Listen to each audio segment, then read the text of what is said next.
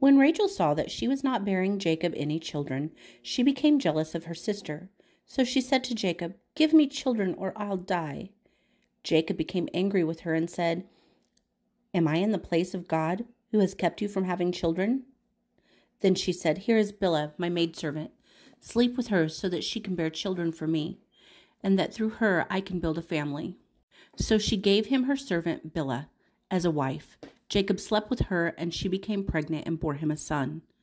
Then Rachel said, "God has vindicated me. He has listened to my plea and given me a son." Because of this, she named him Dan. Rachel's servant Bilhah conceived again and bore Jacob a second son.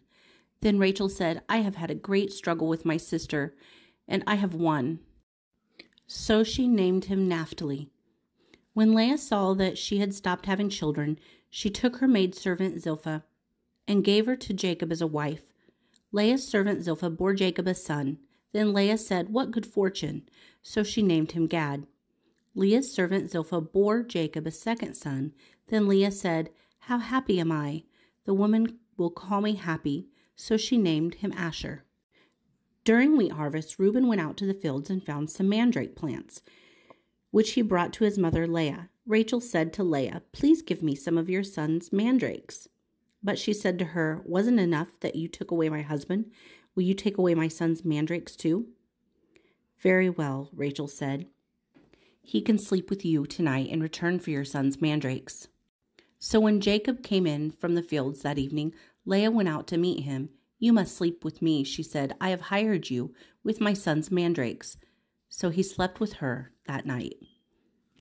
God listened to Leah and became pregnant and bore Jacob a fifth son. Then Leah said, "God has rewarded me for giving my maidservant to my husband." So she named him Issachar. Leah conceived again and bore Jacob a sixth son. Then Leah said, "God has presented me with a precious gift. This time my husband will treat me with honor, because I have borne him 6 sons." So she named him Zebulun. Sometime later, she gave birth to a daughter named Dinah. Then God remembered Rachel. He listened to her and he opened her womb. She became pregnant and gave birth to a son and said, "God has taken away my disgrace." She named him Joseph and said, "May the Lord add me another son." After Rachel gave birth to Joseph, Jacob said to Laban, "Send me on my way so that I can go back to my own homeland. Give me my wives and my children for whom I have served you, and I will be on my way. You know how much work I have done for you." But Laban said to him, "If I have found favor in your eyes, please stay. I have learned by divination that the Lord has blessed me because of you." He added, "Name your wages and I will pay them." Jacob said to him, "You know how I have worked for you and how your livestock has fared under my care. The little you had before I came has greatly increased, and the Lord has blessed you wherever I have been. But now, when may I do something for my own household?" "What shall I give you?" he asked. "Don't give me anything," Jacob replied. "But if you will do this one thing for me, I will go on tending your flocks and watching over them. Let me go through all of your flocks today and remove every one of them that are speckled or spotted, every dark-colored lamb, and every spotted or speckled goat. They will be my wages. And my honesty will testify for me in the future, whenever you check on the wages you have paid me. Any goat in my possession that is not speckled or spotted, or any lamb that is not dark-colored, will be considered stolen." "Agreed," said Laban. "Let it be as you have said." That same day he removed all the male goats that were speckled or spotted, and all the speckled or spotted female goats, all that had white on them, and all the dark-colored lambs, and he placed them in care of his sons. Then he placed a 3-day journey between himself and Jacob, while Jacob continued to tend the rest of Laban's flocks.